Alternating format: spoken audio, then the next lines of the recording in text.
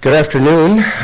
My name is Paul Wirtz. I work at Northwestern College, Northwestern Media in the Twin Cities, and we are delighted to welcome you to the first of the radio workshops that are organized by the Radio Committee for NRB. And we have a great way to start. And I'm glad you're here. We're going to be talking about hiring for character and culture, not just for skills, and something that's very, very critical for us. Let me just make a couple of announcements before we get started. First off, these sessions are being recorded, and NRB will make CDs of those recordings available at, I think it's down just below us here where you can order them.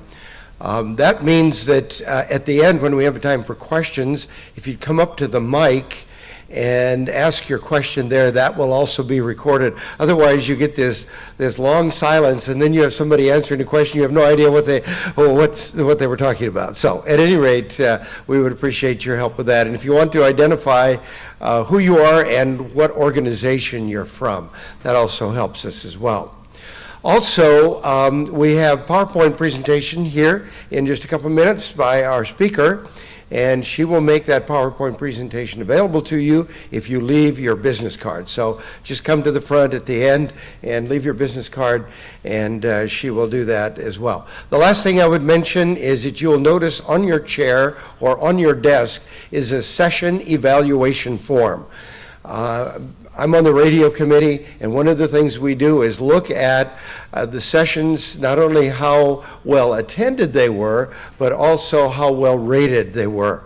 And so we'd like to see that and make sure that we continue to offer sessions that are helpful to you, and that we call in presenters who are doing a great job. And we have two really great presenters here in this hour, and then in the next one to follow. This session and the one to follow were really meant and have been designed as companion sessions. One on how we hire, and the other on how we help develop. There was some thought of, okay, should we do a session on exiting people? And we're not really going to talk about that today, unless you have a question about that. We thought, well, maybe we should do that at another time, because it's a fact of life, isn't it? It's not a very pleasant one, but it's still something that we have to all deal with, certainly. So, again, thanks for coming. And our speaker, we actually have this hour and next hour have two SPHRs.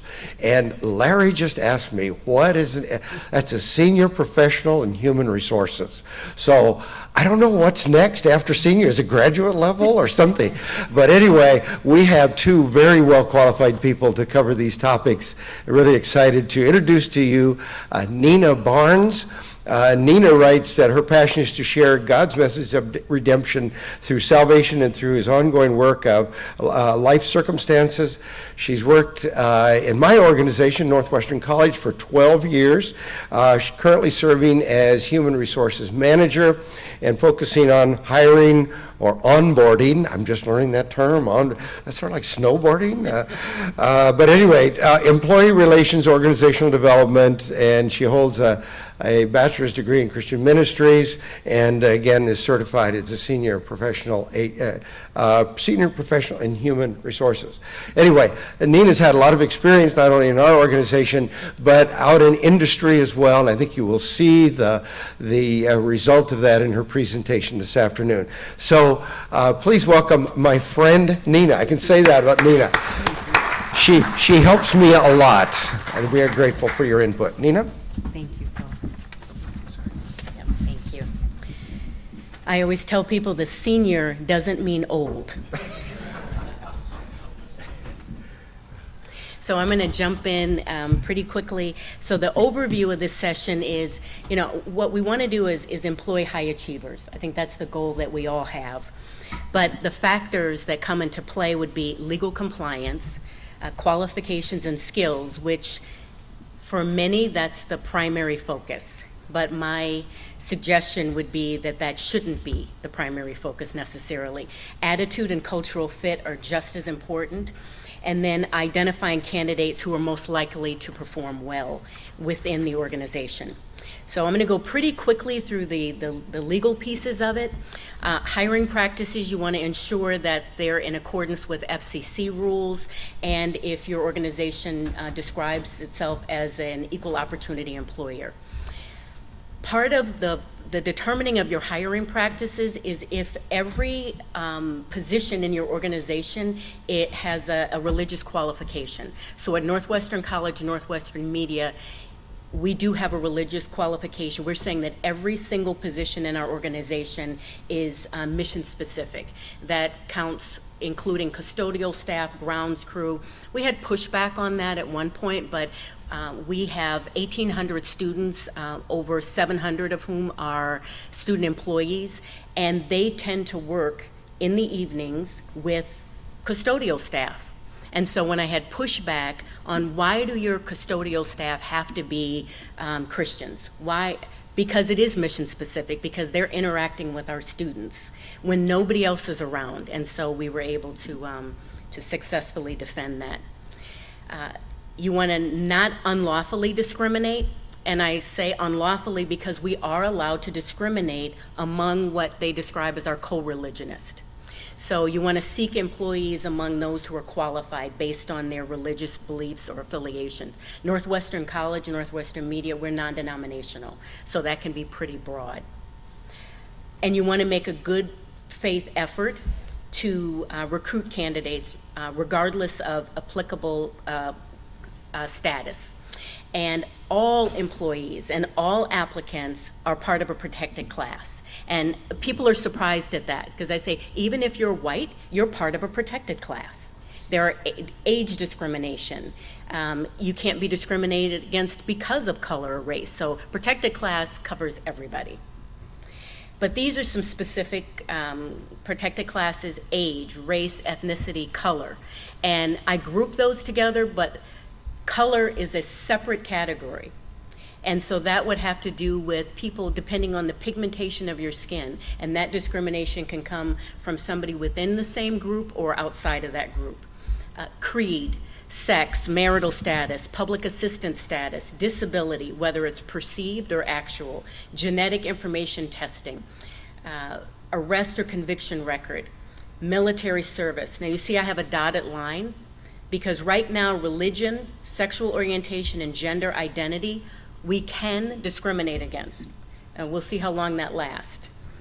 Because sexual orientation right now, there's a push to have that included under the category of sex. And if that happens, we've got a whole nother challenge. But right now, we can discriminate against those bottom three. So now I want to move on to job descriptions. Job descriptions are key.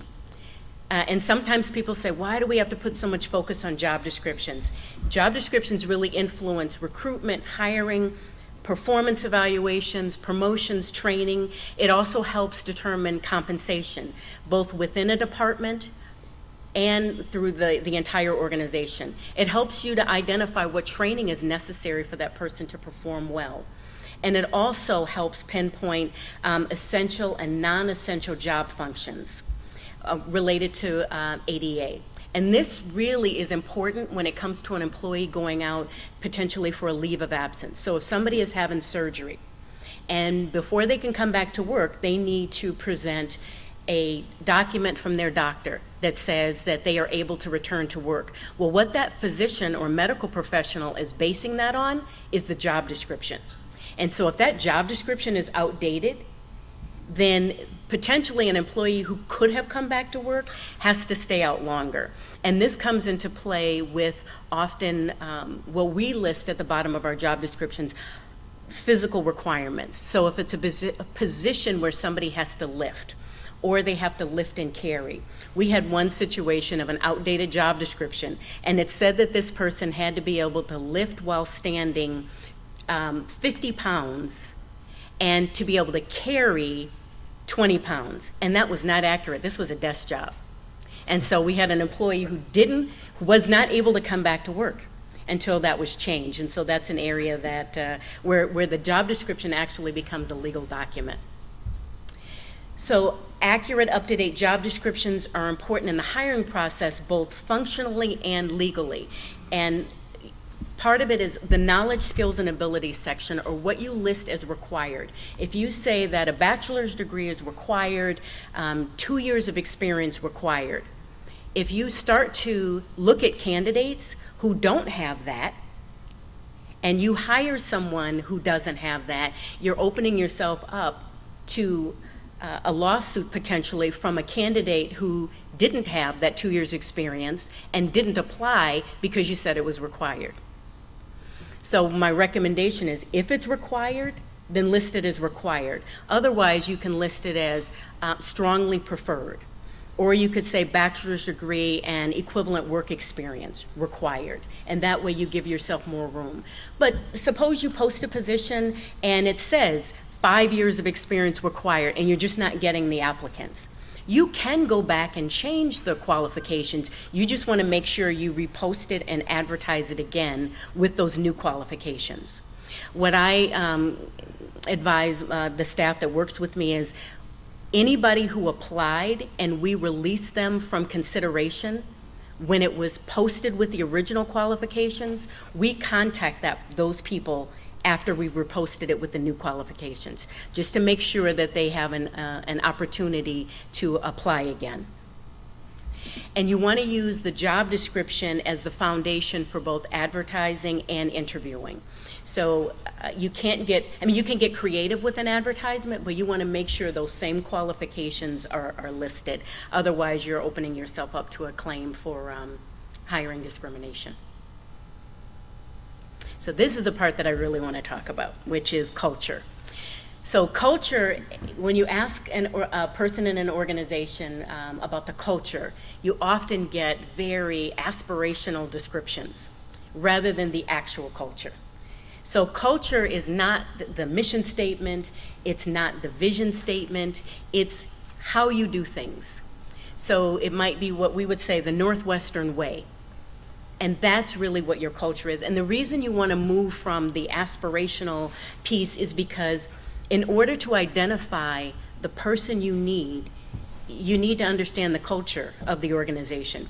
And if you haven't already done that, the history that's told, the stories that people talk about in an organization will help reveal the values. And so when you say, tell me about your organization, and I would say listen for that. If you're trying to determine the culture of your organization as a whole, I would do a survey and ask people at all levels of the organization what they believe about the culture. And then you want to identify behaviors associated with the values. Values will help you get a fuller picture of the competencies that are needed.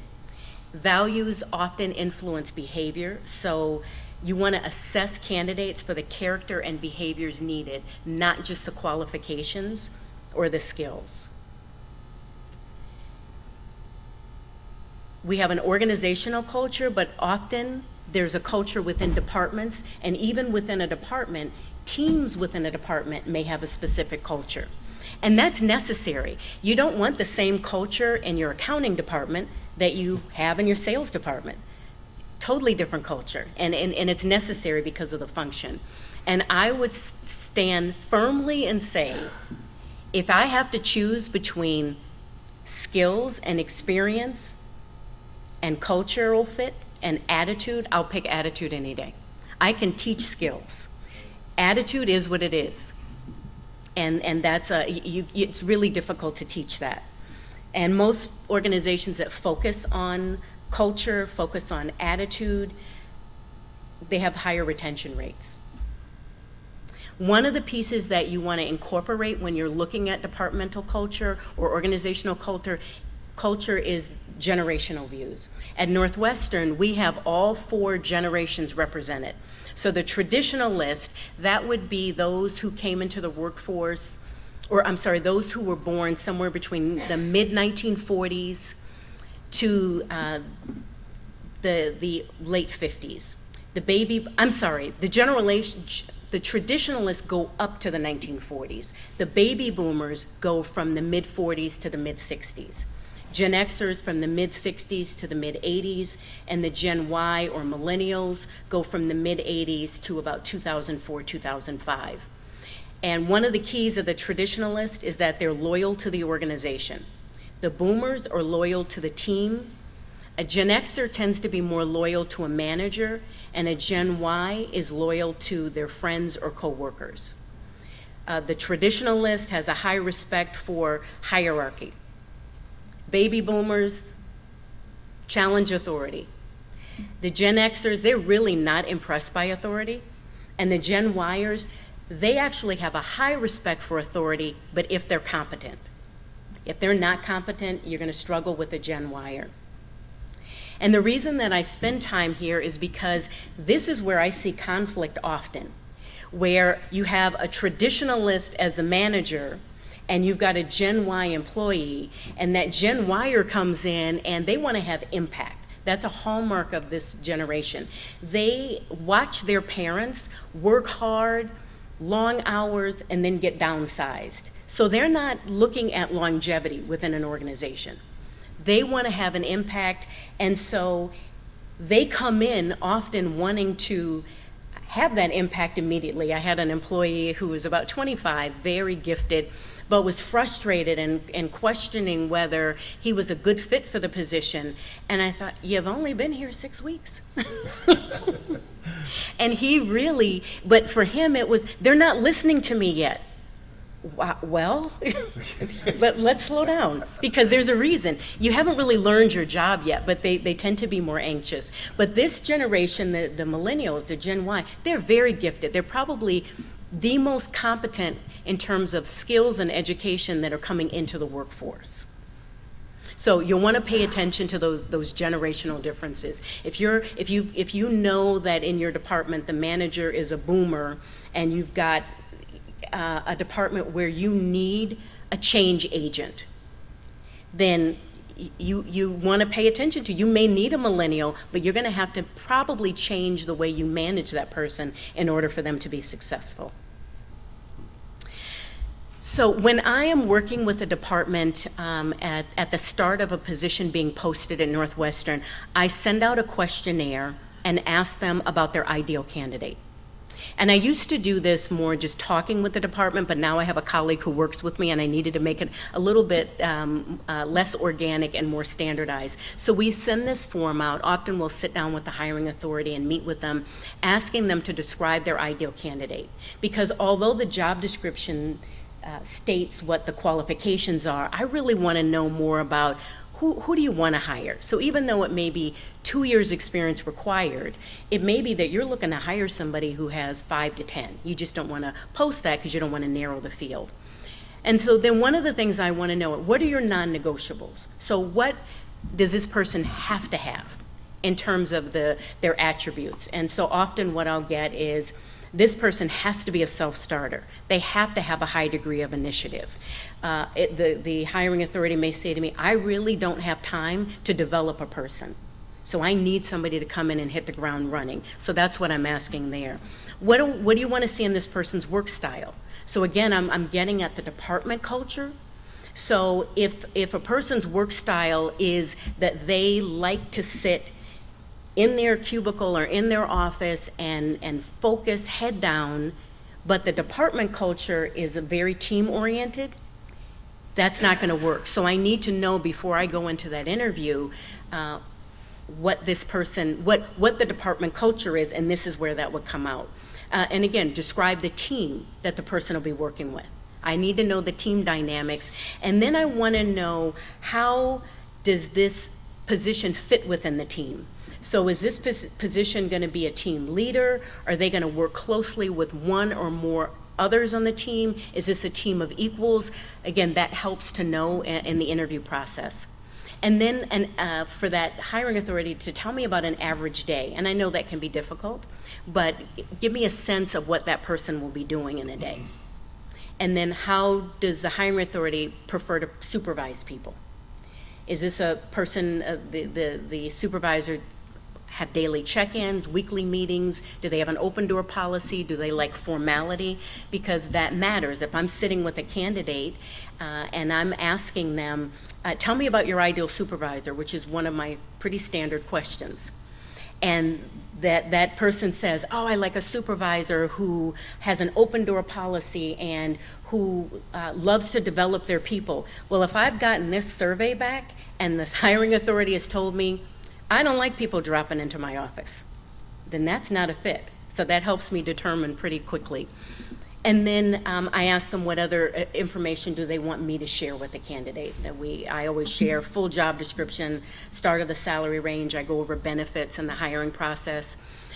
And I know for some, they don't share salary information in the first interview. They don't share benefits. I really want the person to have as clear a picture as possible of what this position is about. I don't share the full salary or the full range, because I always tell, some people will ask, and I say, if I tell you the top end, that's the number you'll remember.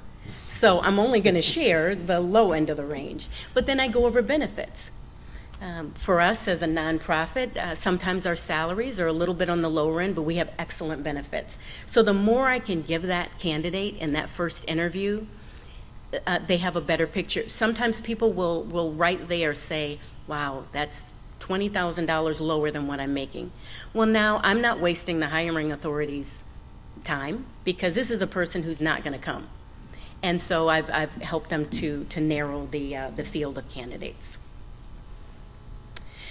So interview questions, and I'm going to share some sample interview questions in a few minutes, but I believe strongly in behavioral-based interview questions, because the best predictor of future performance is a person's past performance. So often in an interview, the questions will be more philosophical. So if you had this situation, what would you do? Well, if I ask it that way, then a person is free to share about what they would like to believe that they would do. Versus if I ask them, tell me a time when you did this. Then they're telling me what they actually did, which means when they come join Northwestern, that's pretty much that's what their approach is going to be, not their philosophical, hypothetical. One of the other important parts of that process is understanding how a person is motivated. So I ask questions that'll get at that person's motivated abilities. Again, they may not have had experience in a certain area, but if I can find out what motivates them, if a person says to me, I have to have high impact, and I need to work directly, in this situation, directly with our students or directly with radio listeners. Well, if I, again, know that this is a position where they're going to have very little contact with students or with radio listeners, this is not going to be a good fit. And then asking questions that reveal emotional intelligence, and I'll get to that in a minute, because emotional intelligence, meaning self-awareness, self-management, group awareness, management as you interact with others, that is key to the success on a job. A person can have all the knowledge, they can have the skills, but if they cannot get along with other people, they're not going to be successful. Asking situational questions will help learn a person's adaptability, which is key, especially in our media side. Very dynamic. I mean, I often describe at Northwestern, we have two very different cultures. We have many cultures, but two very different. So on the college side, if there's some new initiative that's being considered, there's a task force developed and every possible constituent group is included, and there are lots of meetings, and it may be studied for 3 years. I am not kidding. 3 years. On the media side, they have a meeting in the morning, and that afternoon they have implemented it and it's on air. And those two cultures live together at Northwestern. It's a wild ride. And sometimes, what I would say is over the years, because I have been there 12 years, we've learned from one another. So on the college, I'm seeing movement where they're starting to move a little bit more quickly.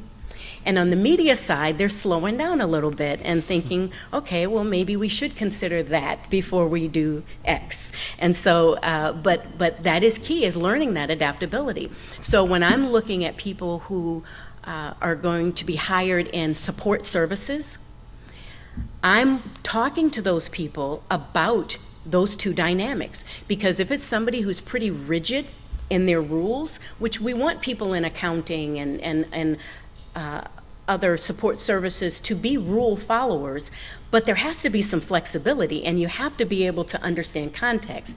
Otherwise, the media folks will drive you crazy. And that's the truth. They will. And I love, I have several colleagues in the room. I love working with our media team. But if it's somebody who's narrow, they're not going to be able to handle the media person calling them saying, I know there was probably a process, but here's what just happened. And so we have to be able to flow. So again, you've got to be honest about culture so that everybody can be prepared. So this adaptability question is key.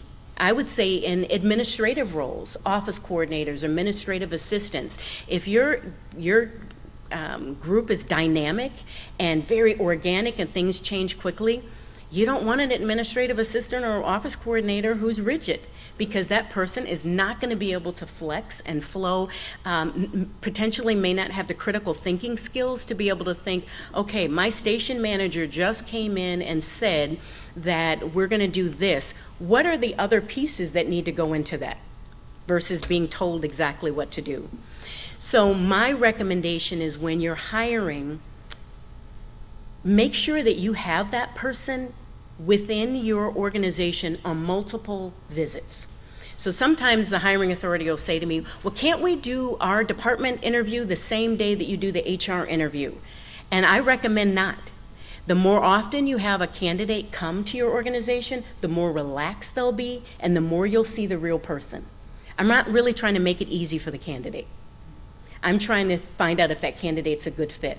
So having them come back multiple times, you are more likely to see who that person really is.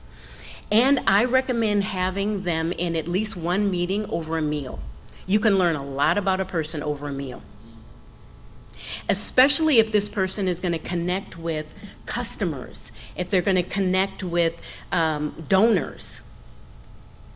You want to make sure that that person has the ability to talk with more than one person at a time. I've seen candidates who do great on a one-on-one interview, and then you get them either in a group interview or over a meal, and they really struggle with the flow of conversation between person to person. Again, if that person is awkward at that meal, do you want them with your donors? Do you want them with your customers? Probably not. I have seen people with horrible manners, and you find that out over a meal. You know, I had one person lick a knife. Pretty much done at that point. Pretty much we were over with the interview. So those are key. Okay, so I'm going to switch now, and I want to show you some interview questions that I developed for one of our currently open positions. And we have a position open right now for a director of listener and community engagement. And these are some of the questions these are the actual questions that I'm asking. First one, asking the person what attracts them to Northwestern Media. So within that question, I am looking for something specific. So if that person has really done their homework and studied Northwestern Media, they should be able to tell me something pretty specific. So often in this very first question, I can find out, is this a person who really wants to come to Northwestern Media, or is this a person who just wants a job? I want to hire a person who wants to come to Northwestern Media. And then I'm asking, what's the number one reason you want this job? Person should be able to answer that pretty quickly. If they can't, if they're struggling, again, it's not a deal breaker, but it's just one of those noticings. The next question, this gets to adaptability. Tell me about an experience when you had a new team to work with. How did you assimilate yourself to the group? That will help me to know if they tell me, well, I came in and because this person may be in charge, I came in and I decided that I wanted to give people assignments right away. If I know that this is a highly collaborative team that I'm hiring them into, that's not going to work. I'm listening for, I got to know everyone on the team. So again, depending on the culture that's been shared with me, that question will help me get at whether this person is a good fit. And for those of you that are writing and trying to keep track, I'm more than happy to share these, so you don't have to worry about trying to write the questions down. Yeah. Then I asked them to tell me about a situation where they had to negotiate a successful outcome between two conflicting opinions. So I'm looking for the person who comes up and tells me about trying to gain a win-win versus a person who may be using positional authority. So if the person is answering in a way that says, well, you know, my team had a difference of opinion, but because I was a supervisor, I decided. Well, unless this is a position where that person, that's the way they're going to operate, that's not the person that we want. Typically, because of a team environment, you want the person who's going to look for that win-win solution.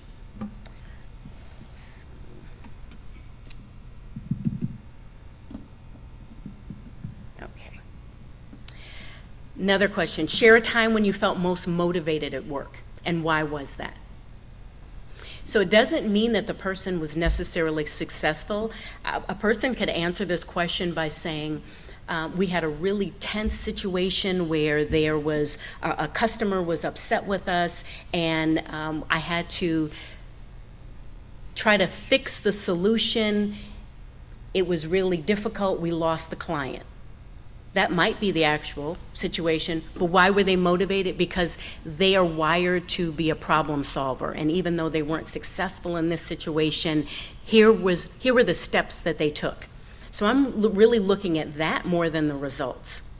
The next one, very revealing, tell me about a time when you disagreed with a directive from your supervisor. And I've had people, I'm also watching body language, which I recommend if you're interviewing, as well as listening to what the person says, watch them. Darting eyes at the ceiling, looking down. Again, not a deal breaker, it's just a noticing, because that person is feeling some kind of a tension. When the person tells me I've never disagreed, yeah, really? So I'm not looking for the person who never disagrees with their supervisor. In fact, depending on the role, I want to hear potentially that the person said, I disagreed, but I knew that I had more information on this than my supervisor, and I felt it was my responsibility to lead up, to let that supervisor know. Now, in the end, they get to decide, but I told them, that's the person that I want to hire. Because they're willing to step up. They're not passive. They're not saying, oh, okay, well, the supervisor said they didn't want to do it, so I just held back. No, because that means you don't have the best interest of the organization at heart. You're looking more to self-protect. Next question, share a time when you went above and beyond the call of duty. Tell me the details, why did you do it? Again, helps get at that person's motivation. People will get either very energized on this question, and they will talk about all of the ways, all of the roadblocks, and yet they were able to overcome. A recent event in a person's job that challenged their capabilities.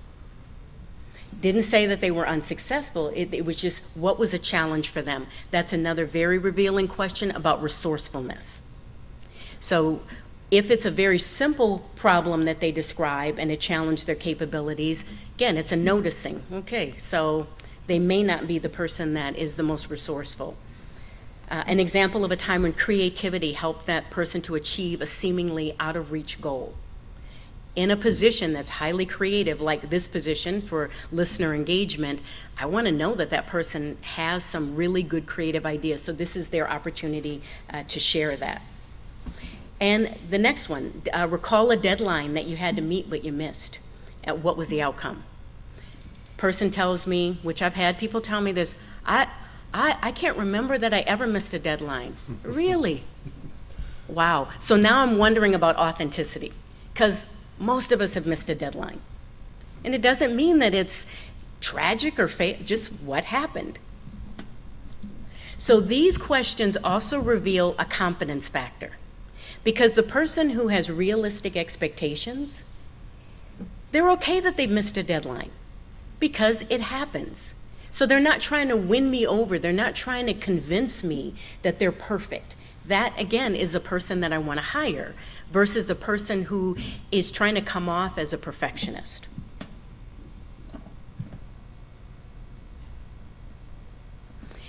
The most difficult decision that a person has had to make, how do they arrive at the decision?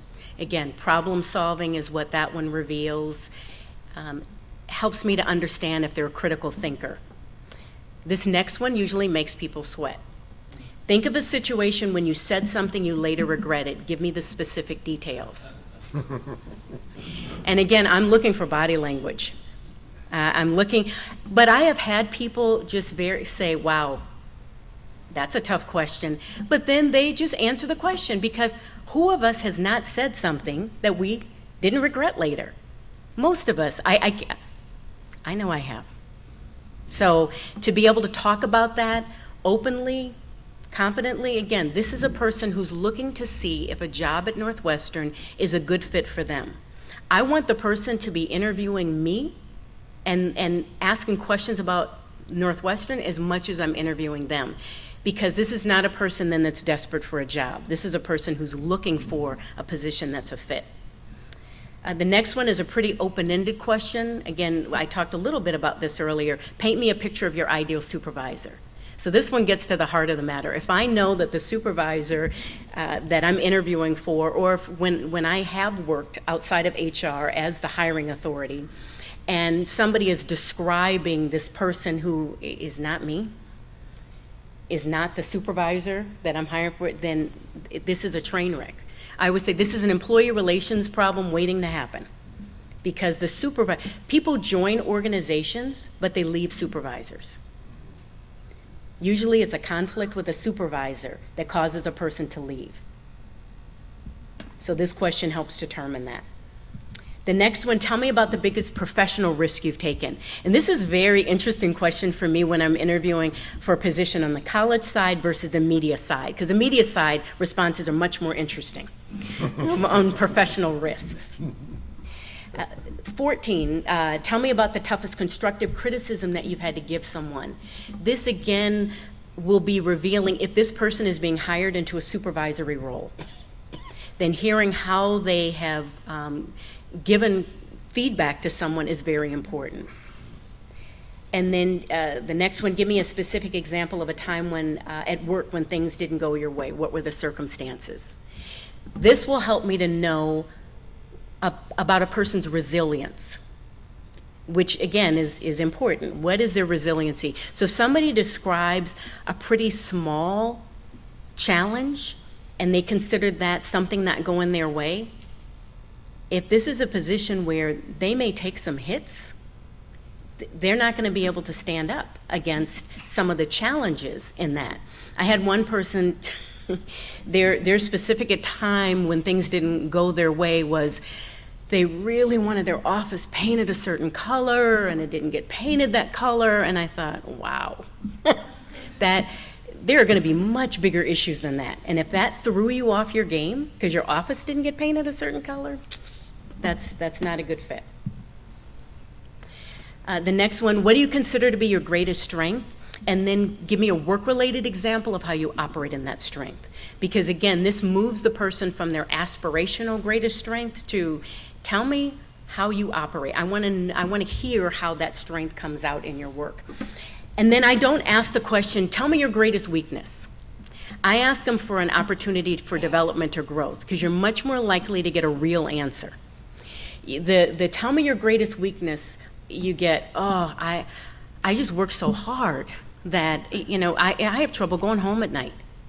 Or I have trouble keeping boundaries. You get these weird fake answers.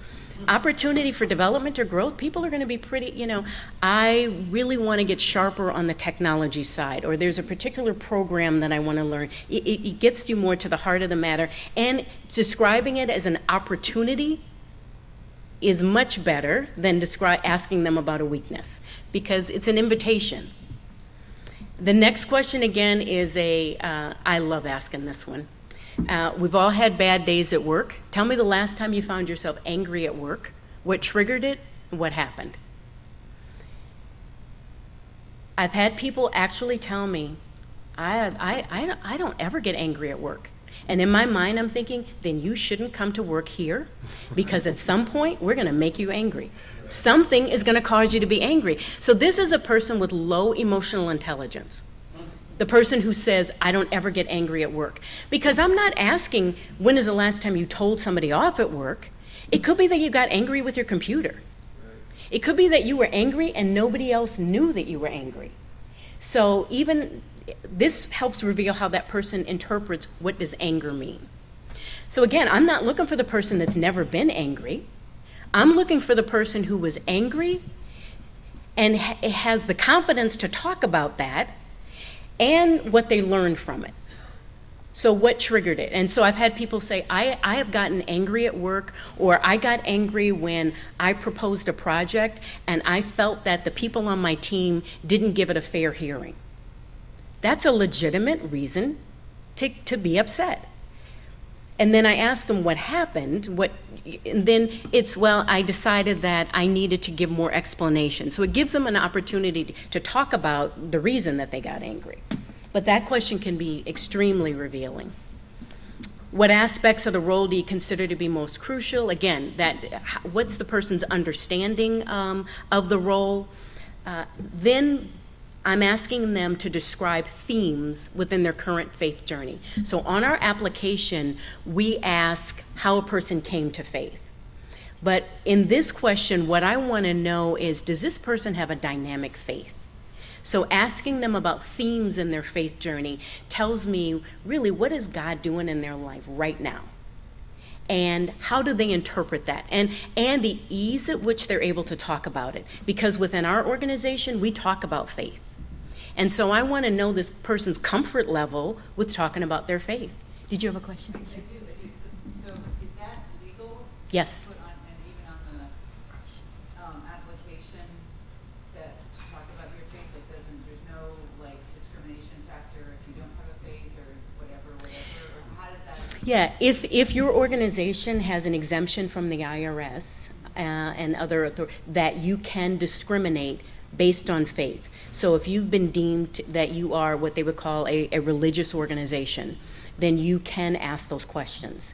And so the first question I ask is, the first question that's asked is, do you have a faith in God? The next question would be, describe how you came to faith.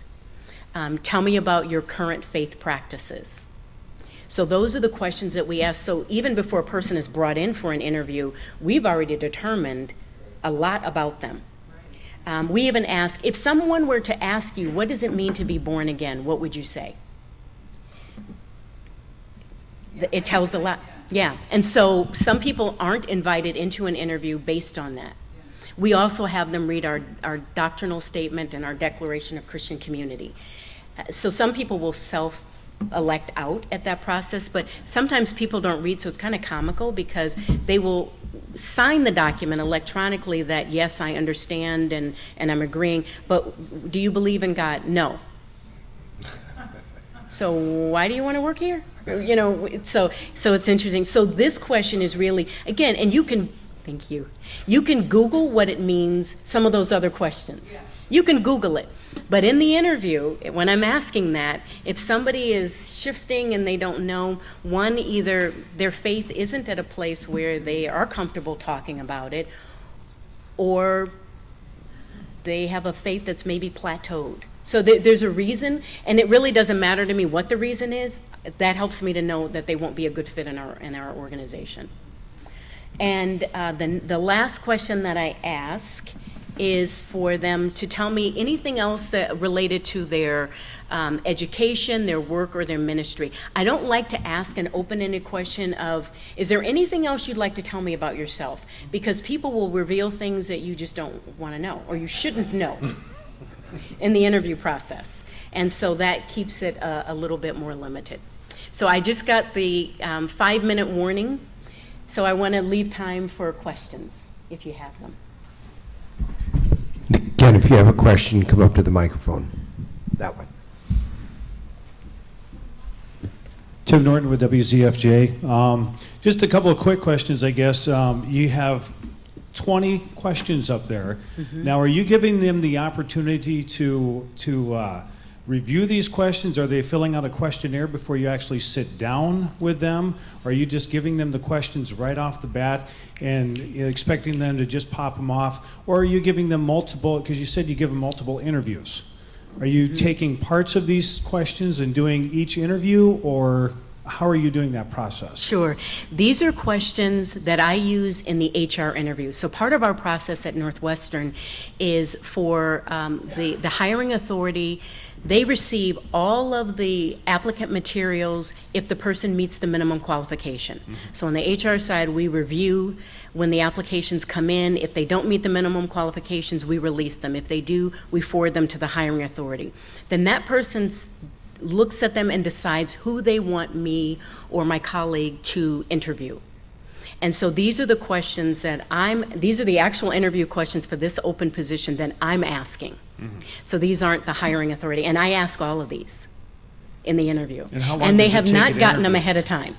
How long does it take you to interview then? Because About I could look at those questions and I'd be sitting there for 5 minutes trying to figure out what I'm going to Yeah. or what I'm going to answer. Yeah. Usually my interviews go an hour and 15 minutes. And I don't have a problem when somebody says to me, oh, can I think about that for a minute? I actually, again, that tells me about their confidence level. So the person who is quick to blurt out an answer, if they'll do that in an interview, they'll do that with my customer. They'll do that with a client. And so I'm not necessarily looking at the person who's got an answer right away. I want to know, how is this person going to answer the question? So even their process of answering the question is being evaluated. Okay, and then the second question I have is if a person doesn't look you in the eye when you're answering the questions or whatever, how do you feel about that person? Because I am the type of person that I am very, very uncomfortable. Like right now, you're looking right in my eyes. I'm you know what I mean? Because it's that's just kind of how I am. I've always been that way my entire life. Yeah. How do you deal with a person that is darting off over here, over there, and not You know what I mean? Yes, I do. And I actually had to learn a different way when I came to Northwestern. I grew up on the East Coast, very direct, look people in the eye. That's the way I was brought up. And so when I moved to the Midwest, and people aren't as comfortable with direct eye contact, so I don't hold that against a person, but I do want to see if there's some consistency. So if a person is darting, their eyes are darting only when it's a question that is tough, that's different than somebody who just doesn't make direct eye contact all the time. But if somebody can't make eye contact at all, or has really difficulty, then again, I'm picturing that person with a donor. So, Mark yes. Taylor, Sky High Broadcasting. Couple of questions. First, do you have to hire somebody? Do you have to post the job? No, you are not, well, on the radio side, it depends. So it depends. If your station has to follow EEO requirements and FCC requirements, then you have to advertise a job. What I would say is you have to follow your organization's published procedures. Okay. So if your organization says we post every position, then you have to do that. We purposely leave that open, and we say we advertise most positions. So that leaves us the wiggle room. I don't ever like to post a position if it's not a real posting, what I call a fake posting. We're going to post it because we have to.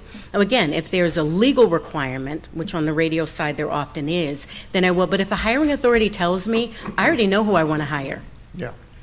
then I don't want to waste everybody's time posting the position. Again, unless I have to with a station that has to meet those EEO requirements. Okay. And something that we have done that's helped me a lot in the years past, hiring somebody, is we ask a lot of questions, but I have them fill out. I just give them something to fill out before we ever meet them. And I ask them really different questions. I want to know, give me your 5 favorite movies that you like. Tell me 6 of the greatest authors you've ever read.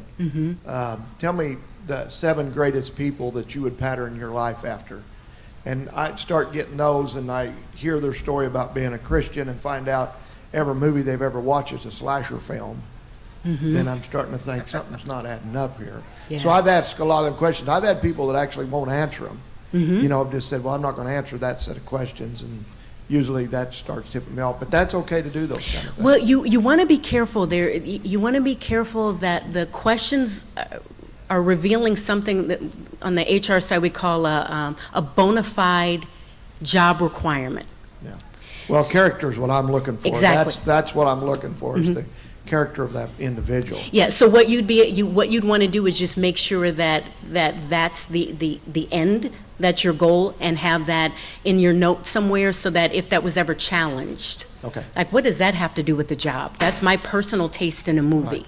You would be able to answer that. Okay. So, and then I do recommend supplemental questions. So for our media positions, we have supplemental questions that go with the application that the media team has developed that are very specific to the media part of the organization. Okay, we're good. We have run out of time, and we need to get ready for the next group. I tell you what, if you have a question, why don't you come up and address. Thanks so much, Nina. Let's Yeah, give Nina a thank you. hand.